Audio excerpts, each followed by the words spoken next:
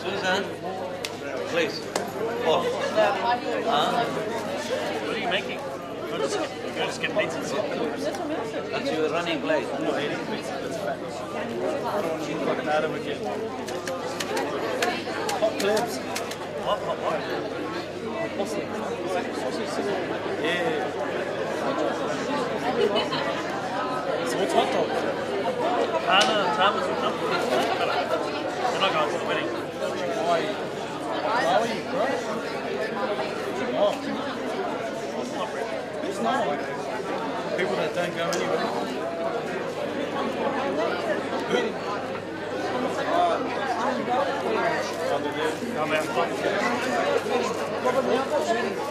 Oh, really? What they do?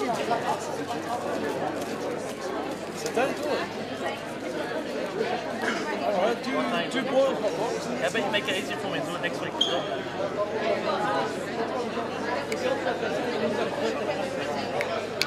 Alright, boiled hot dogs? Yeah? Boiled hot dogs? Why not save at your house? Save on electricity. What?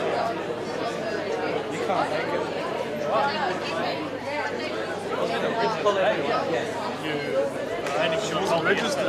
Thank you, everyone. I'd just like to ask everyone to kindly come back to their seats so that we can begin with questions for Miss Susie David. Spoke for 3 hours straight.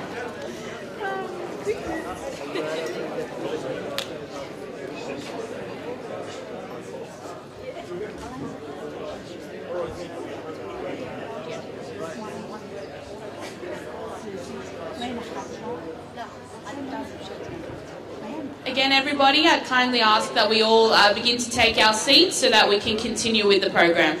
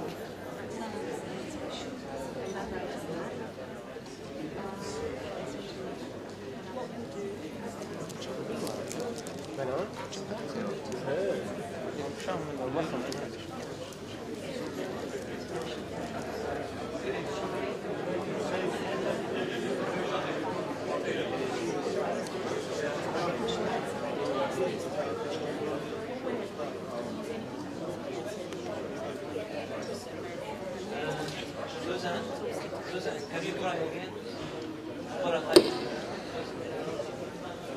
Again, everybody, we'd like to begin with the questions for Susie, so if everyone can please quickly make their way back to their seats so we can begin.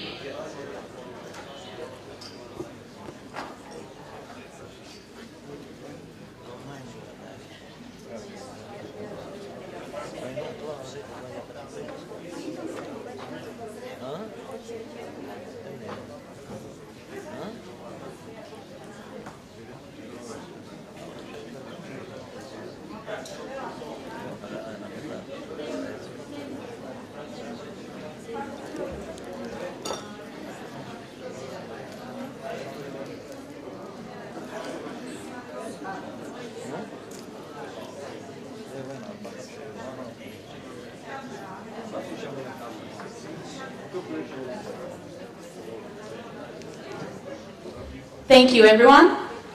We'll begin with our questions for Susie. The first question was, what can I, as an Assyrian citizen, do to assist in the plight of obtaining an independent Assyrian state? Well, everything. Get involved. Come to these functions. Lobby your friends. Support organisations such as the AUA, who is working towards this cause, has worked for many years. Get involved in the UN. We currently have an NGO, I'm happy to announce, under the name of AUA, and we have others as well. These NGOs, non-government organisations, are very important. Lobby your state, lobby your countries, lobby everyone. This is a time not to sit still and look upon it in years to come and say, if only we'd done this. Well, this is a time to get up and do it. Do it, assist, support, get involved and educate yourself in things like international law, in areas, in politics, in areas that will assist. And of course, just like Linda said, at the end of the day, time will come when we need to set up a fund because we need money. All nations who wish to pursue a plight for an Assyrian state and the establishment of it, whether setting it up or doing it afterwards, will require funding. So put your hands in your pockets. Today is a good day. We can donate some money for all the free services that the AUA has very kindly provided. We can all help so that programs like this can continue and we can continue speaking, debating, discoursing and having these discussions on a continuous basis, continuous lobbying of the federal parliaments of various countries, such as the AUA has done with Australia. Read that parliamentary discussion and the talks that were given. They are essential to understand the importance of lobbying. Let's continue to do that. When I was at the UN in 1996, and incidentally I've been 3 times, Ninos, for your information, not 2 times, the first time I went, I met the Kurdish representative there. And at that stage, there was no invasion of Iraq.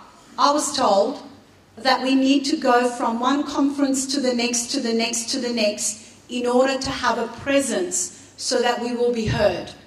Unfortunately, financial constraints stopped us from doing that. Lack of unity stopped us from doing that. As a result of which we fell behind.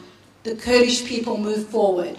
We need to still have an opportunity and we need to now use that opportunity to continue and go forward. Thank you. And the next question is, why are Assyrians not officially recognised as a minority in Iraq? Well, quite the contrary. Assyrians are recognised as a minority in Iraq. We say we are not a minority in Iraq. There is a difference in the understanding of the word minority from an international law perspective to an actual minority. An actual minority is a number of people that are non-dominant. And we're non-dominant technically. But the reason that the classification given to Assyrians is indigenous people. We are the original people of that land. We are not a minority seeking minority rights. We are an indigenous people seeking rights under the law of self and the right of self-determination. So we are a minority in Iraq. What we are arguing is that we are not a minority. We are declared a minority, and that has implications that are very adverse to us because we just don't want protection of our minority rights. We want the ability to secure ourselves a state, a belonging, a security of a homeland. And for that, we are indigenous, we are original, we are not a minority. Thank you. And the third and final question is, how can the Assyrian community lobby the UN to further stake our legitimate claim to our homeland? Well, I think I've already answered that, so I won't take people's time in doing it. It's not just the UN. the UN is an organ that is a political organ. It's sometimes even referred to as a toothless tiger.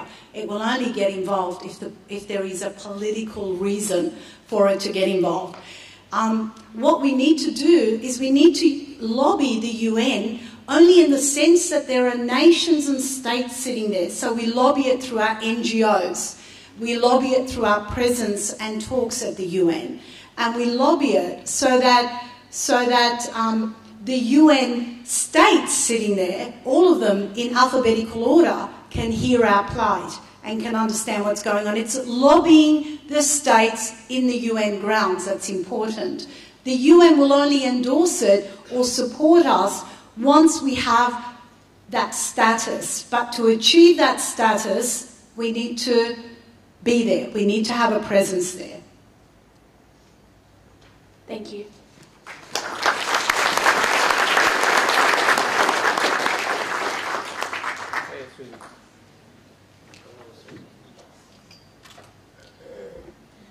Again, thank you to Susie. I'd just like to advise everybody that if there are questions that you have submitted that, due to time constraints, we haven't been able to get to, post-event, we are looking to answer all of those questions. So if you hadn't officially registered, please give us your email address, because we will be sending out answers to all of the questions that weren't, answered directly by our speakers. And to move on with our third speaker. Our third and final speaker for today will examine the many terms that have been used to define Assyrians. Assyrians today are amongst few stateless nations that fight to prove their claim as a people belonging to an ancestral homeland. Therefore, to confuse our identity puts us at risk of confusing our rightful claim to a nation. To quote George Orwell, the most effective way to destroy people is to deny and obliterate their own understanding of their history. In one way, Assyrians remain fragmented from one another due to the very name of Assyrian. Amongst our community, we are all aware of the several different misnomers that present themselves. A clear division and lack of holistic understanding of the history of the name of Assyrian exists within our community.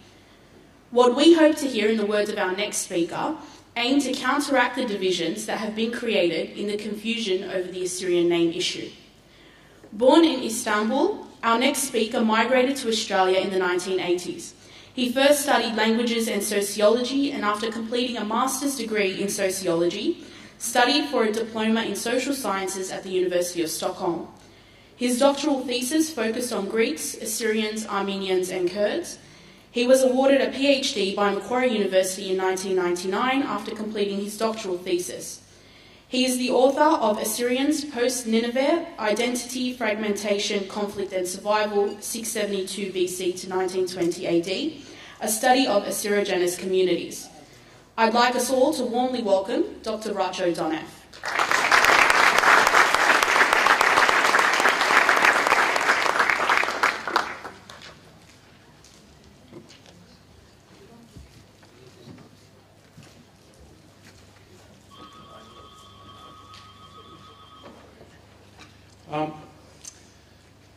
Good afternoon.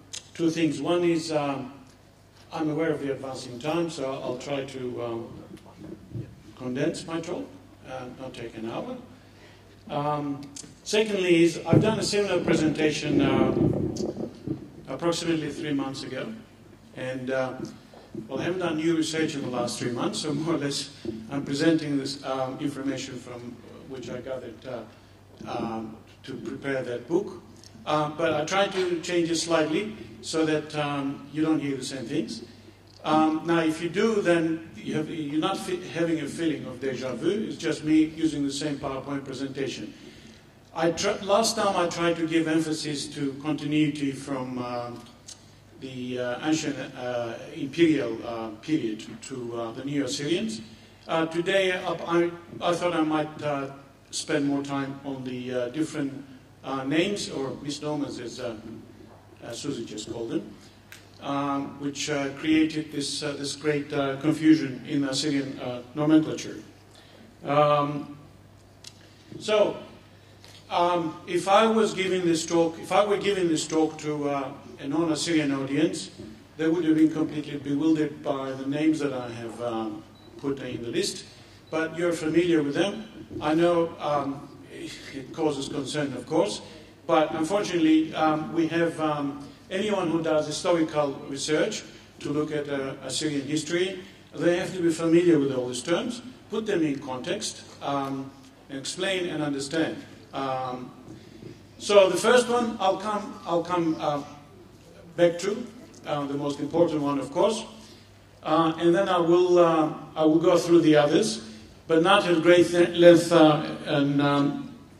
in each case. You're familiar with the nestorians. It's a term that thankfully has been discontinued. And it is one of those misnomers because Nestorius was a 5th century cleric, a Greek-speaking Antiochian. So he didn't speak Syriac.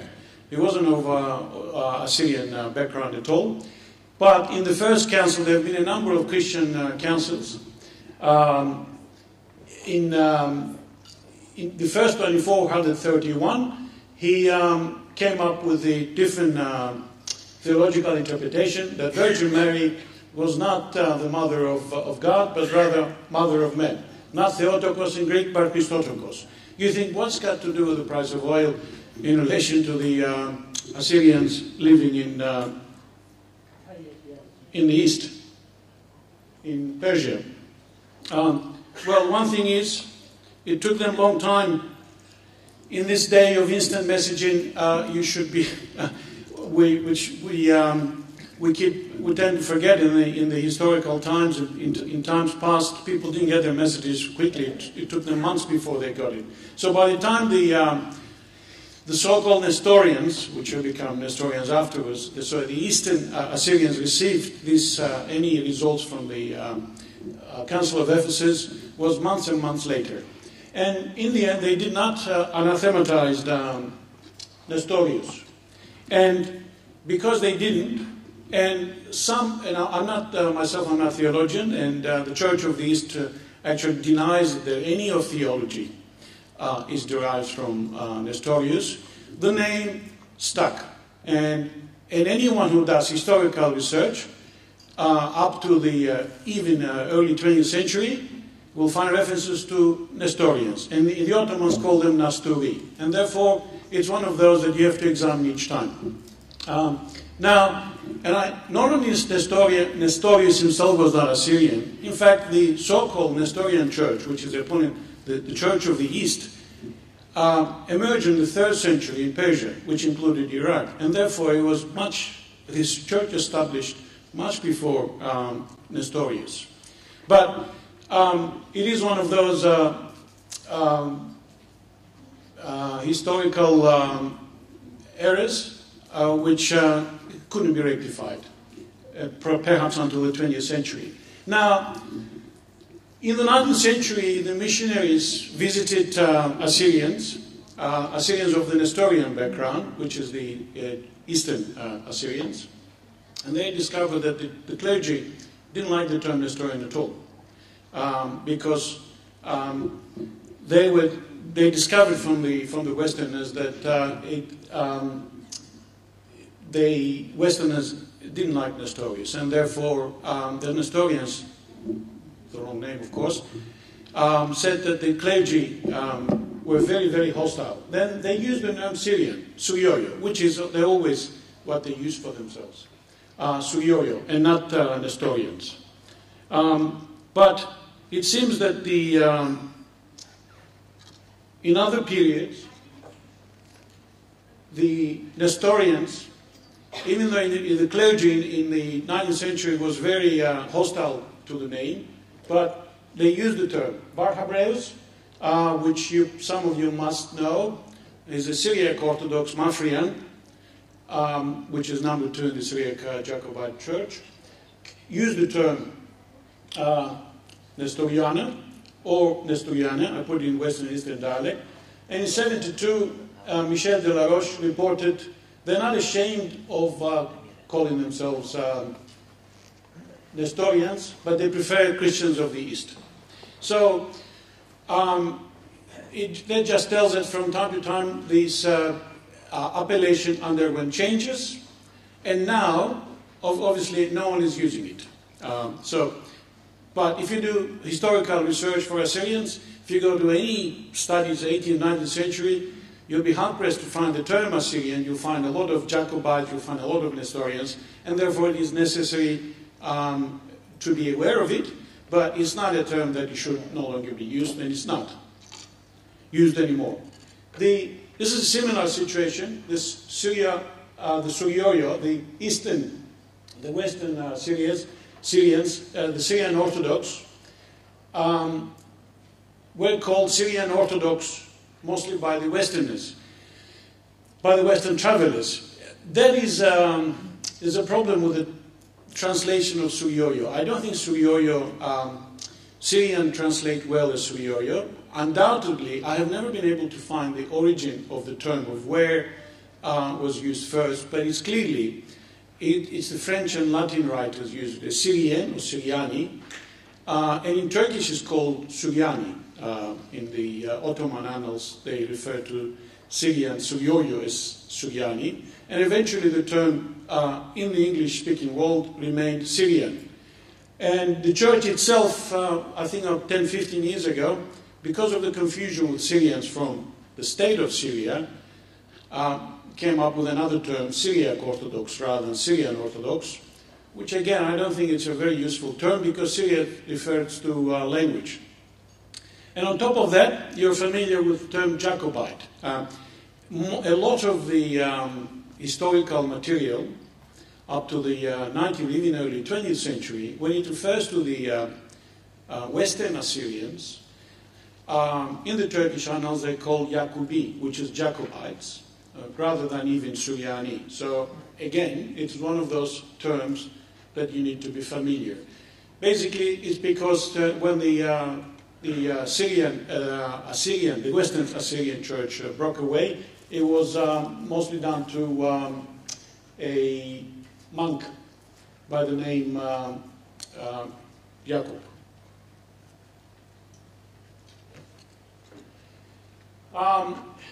So, did I go forward? Okay.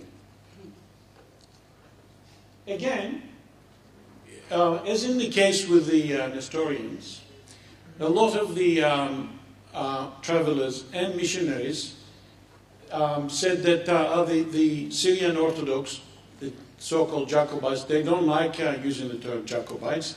But then if you look further in before the 19th century, you'll find that eventually the Western Assyrians embraced the term Jacobites. And this is from Bar Hebrews, which is 13th century. You are Greek and we are Syrians. You see, Syrians is Suryoyo. And unfortunately, I don't think it's a good translation, but again, for Suryoyo and Suryoyo, we stuck with the translation of to the English as Syrian. So, as we can see from that, the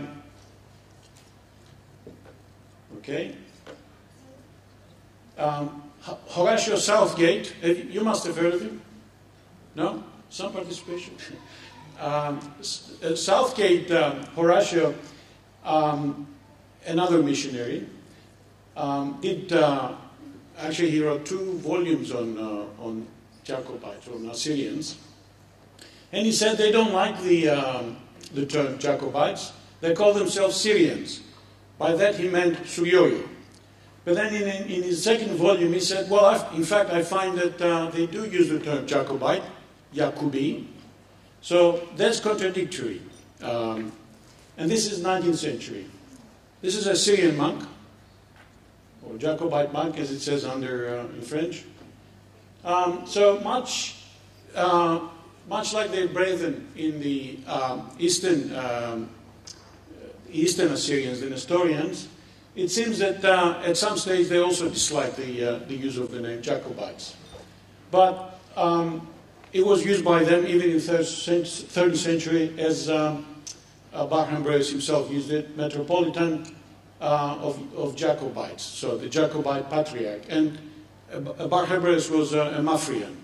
And therefore, just as the appellation of Nestorian, the appellation Jacobite stuck and thankfully disappeared.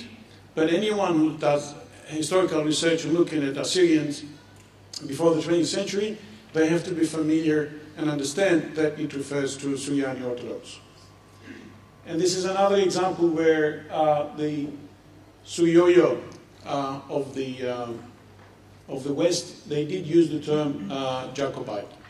Syrian Jacobite, it says, by a monk. Okay, and even late 1882, the Patriarch of the Church called himself Patriarch of all Jacobite churches. The term Jacobite also was used for Copts, but I don't want to confuse it any further. It was completely wrong, but it was used in relational courts as well, mostly because of theology rather than an ethnic appellation. Now, if it were only the two names, Nestorian and Jacobite, perhaps eventually the term Assyrian would have re-emerged as a unifying term. But unfortunately, whenever you have missionaries coming from the West to convert people to Christianity, mind you, people were already Christian and they were original Christians, to convert to their own brand of Christianity, whether it be Catholics or whether it be Protestant, then they cause further fragmentations, and to which you're familiar. So I call this emergence of Catholicism. So we had two names, and then it became four, of course, and it becomes an unresolvable issue. The first version is, of course, a Chaldean. I wrote in my book, page 26, I said something, and I was told from the state that's very controversial. And first I didn't realize, but it was only one sentence, which I will come back to. Then I realized why it was controversial, or contentious, although it was true. You're familiar with the division with the Chaldean from the 16th century, 1551. There have been attempts by Vatican or Rome to introduce Catholicism to ancient peoples, but it survived in 1551, mostly because there were then two divisions within the so-called Nestorian community. And as you probably know, at that time, a patriarch could appoint his nephew as patriarch. So the patriarchate, the office, or the Catholicosate, was within one family. Now that created divisions, and this is when Rome was able to capitalize on by creating a new office. Okay, so it's 1551, Marshimun. Okay, and it's important to remember that it was the Marshimun line that first converted to Catholicism, whereas Marshimun line today is the original, well, at least it's pretended to the Seleucio-Ctesiphon Persian church. So he went to Rome and he received the pallium, which is something that the Pope gives you to wear. So then we ended up with two institutions. Okay, one, for the lack of a better term, Nestorian, and the other one, Chaldean. Okay, but is that a new nation? No, it's not. In fact,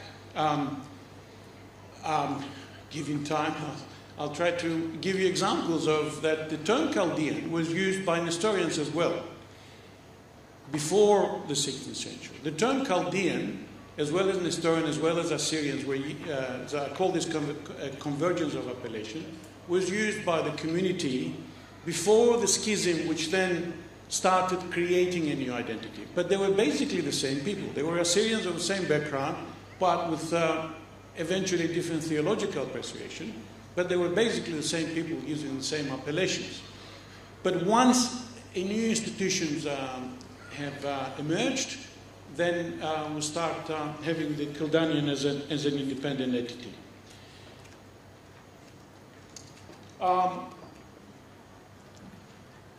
Okay, the Catholic Creed was accepted by the Pallium in 1553.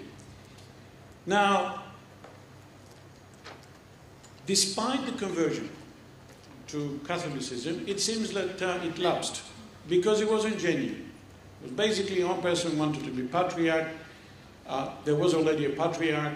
Rome gave the tutelage to Mar Shimun, but eventually they didn't change their theology. And you find that in a lot of correspondence between Rome, they were saying, look, we're going to accept your creed, but you're not going to change anything from our rituals, which is pointless of changing. But Rome was happy, because then once you call yourself Catholic, it didn't matter the way you practiced your religion in church. They didn't care that much about that.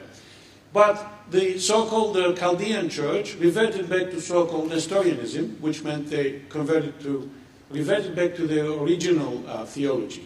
You've got to remember the distances. And emissaries come, emissaries go, but then the lack of 5-10 years, no one from Rome visits, and they revert back. So at some stage we had two patriarchs that were Nestorian, so no more Chaldean. So what does Rome do in this situation? Looks for creating another office. So in Amida, which is Diyarbakir today, Amida is the ancient name of the region. It's in Turkey today. Another Chaldean patriarchate emerges under the name of Joseph. There have been only 5 Josephs. Eventually this has been an office that became defunct. So in 1681, when there were no more Chaldean or Catholic patriarch, Rome pushed for Joseph. And Joseph, in his jurisdiction, didn't have only Nestorians, but also had Jacobites who turned to Catholicism. Once again, it shows that they're basically, whether Jacobite and Nestorian were the same people. When Joseph introduced the Catholic version, then Jacobites joined as well. So, but this led to a confusion that we had 3 patriarchs from time to time. Eventually, the titles. Okay, so the first title was Patriarch of the Chaldeans. That's what the Rome provided. Then it was Patriarch of Babylon. But Joseph used the terms Patriarch of Chaldeans or Patriarchs of the East. So there's a little confusion about what term. Only because Rome wasn't sure how this is going to progress and what name they would use. Eventually, of course, they abolished the Diyarbakir Amida line because Mar Elias emerged as another back to Catholicism. So you had one so-called Nestorian, you had one Chaldean, and one more Chaldean. You couldn't have 2 Chaldean patriarchates. So Rome said to Joseph V, Hindi, Augustus Hindi, you're not a patriarch, so you're just an archbishop. And they unified the offices, and from then on, we have the term Chaldean, which, unlike the Nestorian and the Jacobite terms that disappeared, that remained. And it is, I realize, one of those issues that remain for you to resolve: Assyrian versus Syrian, Assyrian versus Chaldean. But what was the contentious, controversial line that my friend from America said in page 26 is what I said. Originally, it was Mar Shimun line that defected from the so-called Nestorian line, but then when they switched offices, today it's the Mar Elias line that is Chaldean, and the Mar Shimun is the Apostolic Orthodox line. So they switched offices. It's really the Chaldeans that are continuation of the original Persian church, the Seleucia Ctesiphon. I'm not sure whether I explained it properly, but they basically switched offices. So the Chaldean is the continuation of the so-called Nestorian. The Nestorian is so-called of the Chaldean from the 16th century. So what does it show you again? That we're talking about the same people, who just the patriarchs switched offices. And this is what he said to me. It was contentious because Chaldeans in the States didn't like the line. But I'm saying, well, they're basically a continuation of the Persian church in the 5th century. Now, you may not be interested in these theological details, but those details to me shows that the Chaldean is a creation of the 16th century, and it eventually, of course, people have got the right to call themselves whatever they want. but it emerged from the Assyrian pool, from the Nestorian Eastern Assyrian pool, if you like. Now, as if that's not sufficient, of course, as they tried to convert the Nestorian church to the Catholicism, they did the same with the Jacobites, or the Syrian Orthodox, the Suyoyo. The first attempt didn't survive very long in the 1662, and in my book I have great details. Only if you're interested you read something like that. It didn't succeed because there's a player here that you have to remember is the Ottoman palace. You want to convert people, you want them to get millet status, well, you need to lobby.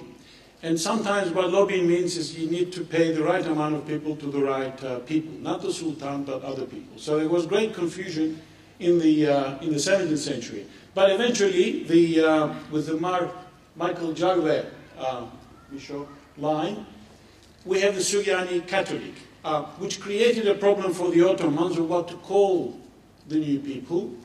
The Suyoyo themselves, you may be familiar, they use the term Suyoyo Kadmoye. And the Ottoman used the term Suryani Kadim. Kadim means old, or in some cases a Turkish writer calls it eternal. And so there was confusion about what to call the Suryani Catholics. Sometimes the Ottoman called them just Suryani, and the Orthodox, they called them Suryani Kadim, or Kadmoye, if you like. So then we have four different religious schisms, but one people. There were other appellations, but these are not really indigenous to Assyrians. These are the ones that are mostly researchers and travelers up to the 19th century trying to explain to Western audiences. So they use terms like Syro-Chaldean, and doesn't necessarily mean Chaldean. It actually refers to Assyrians in general. And Syro-Nestorian, obviously, in order to separate them from the Suyoyo of the West, so the Jacobites. The Assyro-Chaldean, that's not necessarily a Western invention. It has been used in 1870 by the Chaldean Archbishop, but you must be familiar, those who studied about the Lausanne and the Paris Peace Conference. The committee comprising Assyrians and Chaldeans prefer to call themselves Assyro-Chaldeans. In fact, there's a journal that came out of France in the, from 1918 up to 18 to 20 called Action Assyro-Chaldean.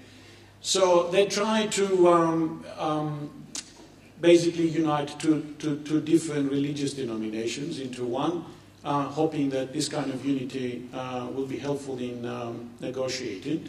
So it's not something that is used often, but lately, about 10 years ago, I saw another term, Chaldo-Assyrians, which, is not satisfactory, I don't think, to anyone. It's a new invention, and on top of the list of names that I've shown, it just creates more problem. It doesn't actually unite people, I don't think. But, I think it was the Chaldean bishop that preferred to use the term. So it's not generally very, I haven't seen it in many places used, but probably it's used in Iraq. And I don't know the Arabic version of it or the Syriac version of it, but Chaldo-Assyrian. Arameans is, again, I haven't come across that many examples of the term Aramean used in historical context up to the 19th century. Very little information on that. But I know that today the emergence of Syrian versus Assyrian identity and feud in Sweden, it pushed a number of people of Suryani background, mostly from southeast Turkey, to say that they are Arameans.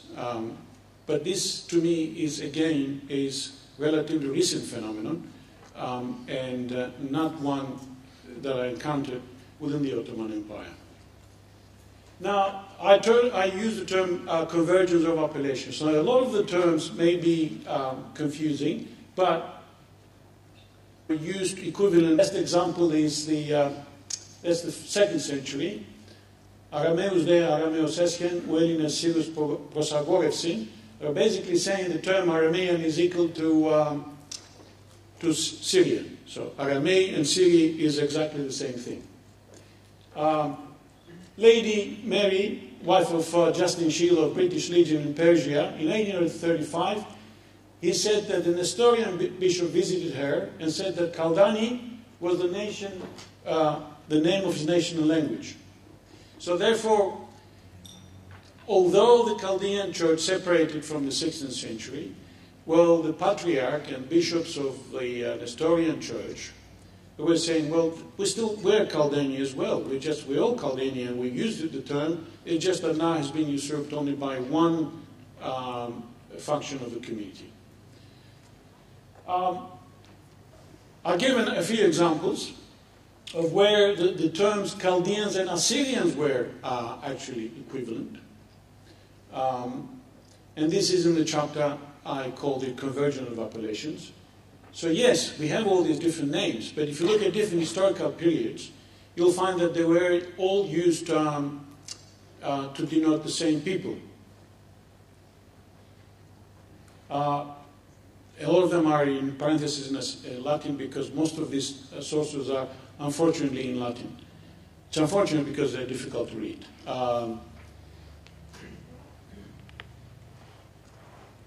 And the other issue, of course, which I have a chapter in the book, is Syrian versus Assyrian. Now, I made a statement in the chapter title that basically Syrians and Assyrians are synonymous. We're not talking about two different people. And this example I gave there, Herodotus, is one that you can find on the internet. I think many Assyrian researchers use it, but it's still a very legitimate one to use. Herodotus, the Greek historian, Herodotus, he said that, well, the army of the Xerxes, which is Persian, the Greeks called them Syrians, but the barbarians called them Assyrians. Now, when the Greeks said barbarians, it didn't mean barbarians in today's sense, mean uncivilized or uncouth, but to Greeks, everybody spoke like bar, bar, bar. That's all they heard. Okay? So bar, bar, bar, for people who speak bar, bar, bar are barbarians. Today, of course, by barbarian we mean uncivilized or uncouth. That's what they meant. But the distinction is there, it was the Greeks that called Assyrians Syrian. That's what Herodotus says. So if you want to blame anybody for creating the name Syrian, you can blame ancient Greeks for it. I will speak to my brethren about that. Now, this is very hard to deny, although I've seen attempts of it. And in 18th century, another researcher, John Jackson, tell us that, yes, the Latin writers use the term, and Greek writers, use the term Syrians and Assyrians as synonymous. And I have given a lot more examples, okay? They should suffice. Well, it's the same one. Okay. So, we got all these terms. Now, probably I spent maybe too much time, half of this talk on that, but it is very important to look at historical context about how these terms emerged, and then show that they all emerged, but basically they start from the same pool of ancient Assyria. So all these terms can be explained of how they emerged. One of the prevailing orthodoxies in the Western scholarship has been, and in fact you'll still find that if you just do a cursory internet search, that the Assyrians disappeared in 672.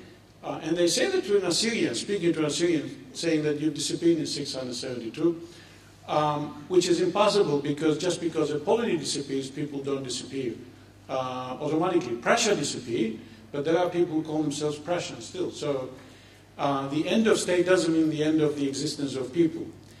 And that in the 19th century, when Henry Layard did excavation on North Nineveh, he started calling people around the area, mostly historians, call them Assyrians, and therefore Assyrian identity has re-emerged. Now that's fallacious, because one person cannot give a name to such fragmented community in the first place. Secondly, I think it's very patronizing, and it's not very satisfactory. That the Assyrian strongly asserted their national identity in the 19th century is true, and Fuad Deniz, who was a researcher who had been murdered a few years ago, calls it a transformation. Yes, 19th century had been the age of nationalism in the Ottoman Empire, so Nestorians also asserted nationalism. But that doesn't mean to say that all of a sudden someone said to them, look, this is Nineveh, you are Assyrian. Well, you couldn't have manufactured an identity in such a short term. So, that theory is completely unsatisfactory, and there are a few researchers that I named them have pushed for this line. But to me, the best thing is to counteract that, is to go further behind in history. I didn't put that example here, but the first clue for me to see that this is a fallacious theory is that I've read, and you may have read about, in 1650, Piero della Valle, an Italian traveler, married an Assyrian woman. Okay, now he wrote this book in 1650, 200 years before the supposed fabrication, and he refers to his wife. Anybody remembers his wife? Yes. Yes. That she's an Assyrian, and his book is in Italian, and he mentions her in 2-3 places, and he says she's an Assyrian. In fact, she died at a very young age. She was only 21. He was very heartbroken, and he mummified her, and he carried with him, it's a little morbid, for several years until they convinced him that she had to let go. So in the funeral, finally he brought himself up to accept that she's dead. In her funeral, he spoke, and in his eulogy, he said his wife was an Assyrian. So this is a different historical record. You can find it later by other authors, not by him, where they've recorded his eulogy. Now, it's fortunate to find these resources, which would have been lost before, but thank God in this day of internet you can find these things. So, how come he called his wife Assyrian? So he made it. If you came across a book by William Warder, also he's done great research, also looked for this kind of material, you will find them. And you can go as far as the sources are allowed, or your knowledge of languages, or your ability to collect them or found them allows. In 401 BC, Xenophon is a Greek historian, the employee of Cyrus. Well, he talks about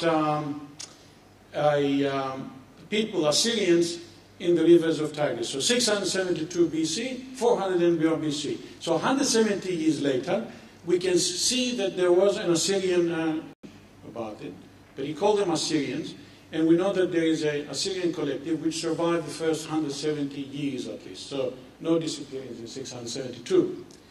Unfortunately, they didn't write too much for us to...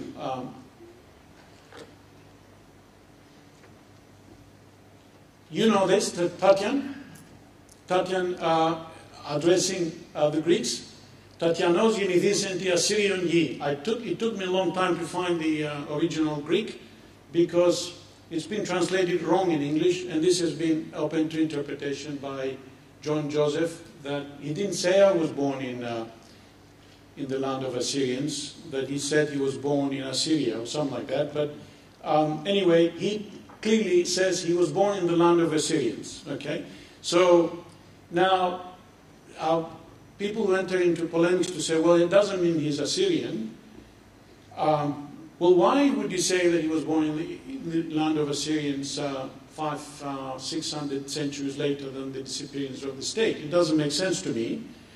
And it's not just his statement.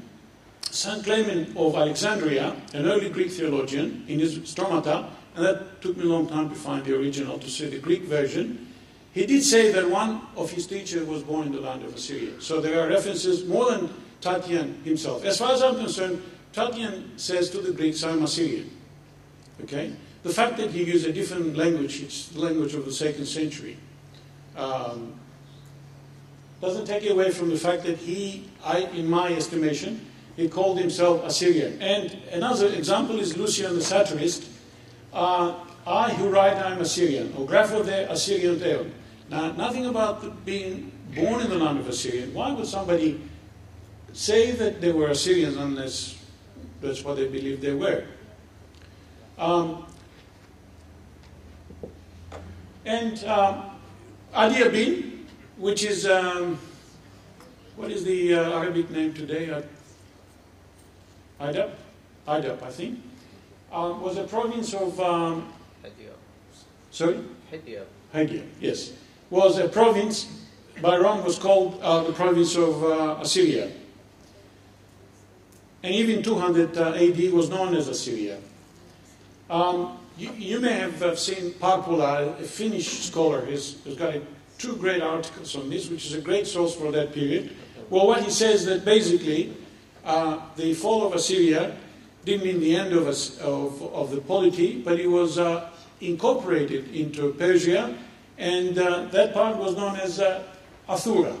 Okay, so Asura, so some kind of entity continued to exist, but under the tutelage of the Persians, and then under the tutelage of Roman Empire, and then even the Alexander the Great before the Romans. They knew the territory as Assyria. There are other examples that both William Wallace found and I found, and there are in the books you can find. These are probably not too many, but they're enough to confuse someone who says, well, this is only emerged in the 19th century. Well, then why do you have these letters in the 7th century where they talk about people of Assyria? And this is, I find myself from Vatican sources. 18th century, I had to ask a friend of mine from Sweden who can read Assyrian.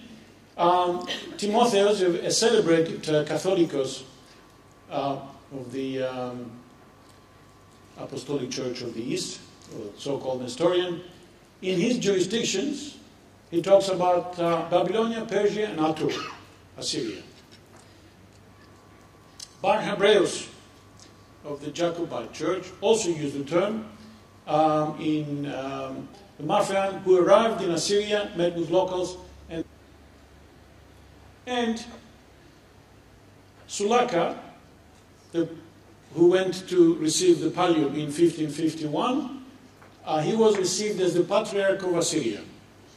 Simon Sulakam Patriarcha di Assyria.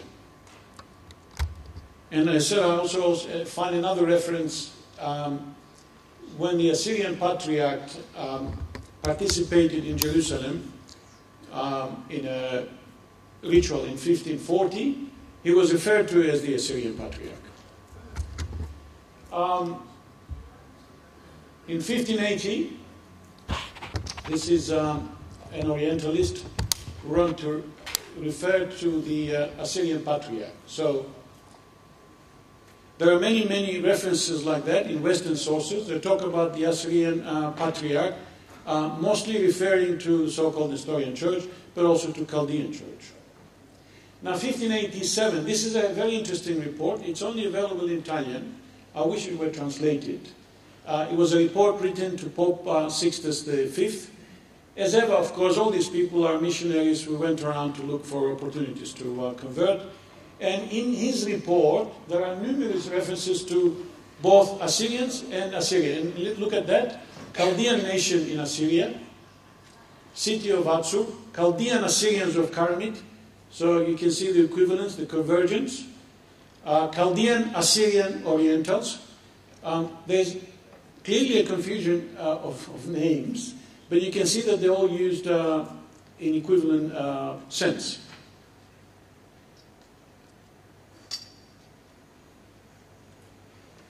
But the term wasn't only used for the Eastern Assyrians, but the term Assyrian was also used for Jacobites, and a great example of that is Moise Murdan or Mushe, if someone can pronounce it in Assyrian. That he was in 1553, he went to Rome, representing the Jacobite patriarch, and he was called Assyrian Jacobite, Assyrian Jacobita. In French sources, the same information is given in Assyrian Jacobite. So in 2-3 different languages, in 3-4 different sources, you can see that when Moshe Marden went to Rome, he was accepted as an Assyrian of the Jacobite Church. And in 1568, there's a study, and there's a reference to Bar Sefa, that is an Assyrian, Homo Assyrius, Assyrius man. And I'm pretty sure that undoubtedly the provenance of the information was Moses Martin. The difference between, someone may argue that these other terms were given by the Catholics. Okay, so they imposed the term. Rather than 19th century, they can shift their argument to say, oh, well, this was done in the 16th century. But there's a difference between emic and etic terms. One is used by others, and one is used by yourself to proclaim it. This is a term that used by Moise Marden himself. So he went there and he said, I'm Assyrian. Well, then, even that is sufficient for me not to believe the 19th century or the 20th century construct of the 19th century, thinking that the term re-emerged only in the 19th century as a result of excavations. I think it's fallacious. Now, I've got a lot more examples, but as I said, it is advancing. The time is advancing, and I will spare you of it. But by examining the different appellations, we can explain all of them in historical context how they emerge. Some of them completely wrongly emerged, but even if they are, then eventually gave to a norm that is difficult to extract from other people. So if a person believes they are Chaldeans, as a descendant of ancient Chaldea, my presentation isn't going to make any difference to them.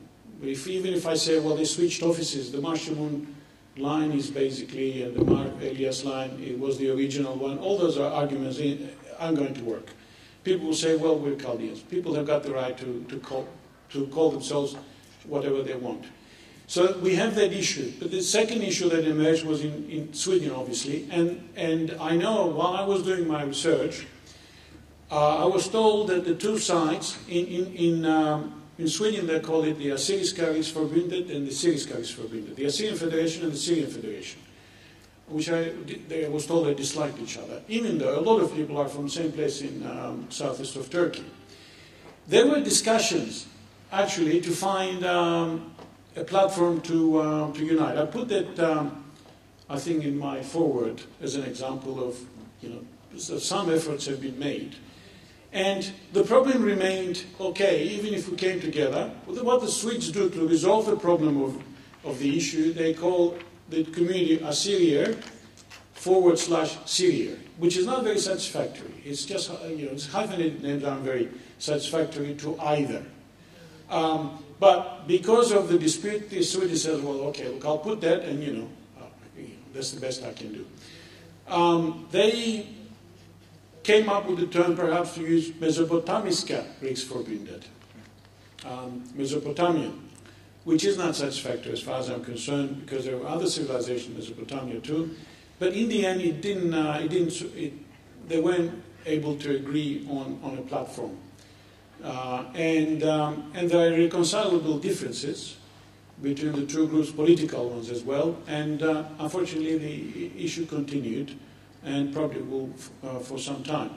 But my conclusion is that I looked at the threads, what I call threads, between the ancient Assyrian time and the 19th century and early 20th century, and you can find all these threads, and where you can show that there was continuity and the people did not disappear.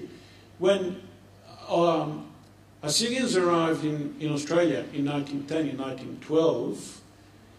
When they were asked where they were born in the papers, and you can find the Australian archives, they put down Assyria. Now, they didn't define it as a kind of which geographical territory, but yes, there was clearly a resurgence in the 19th century, but to the point where people, when they arrived in Australia, they believed themselves to be migrating from Assyria.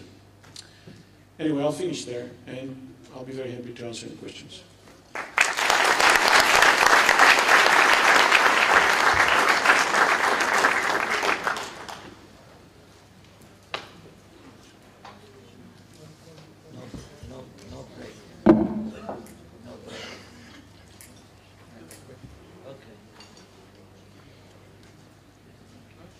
Thank you so much to Dr. Racho, who in such a short space of time has tried to sum up many, many years of research. I do want to advise you all that his book is available on Amazon. Again, it is called Assyrians Post-Nineveh, Identity, Fragmentation, Conflict and Survival. And I do urge us all as Assyrians to read and research where the name of Assyrian comes from, and his research is invaluable to our community. We will break very, very shortly. Again, we are just trying to wrap up the day's event. We will have questions for Dr. Racho. So again, 5 minutes, and we will accept all of your questions at the back of the room. Thank you.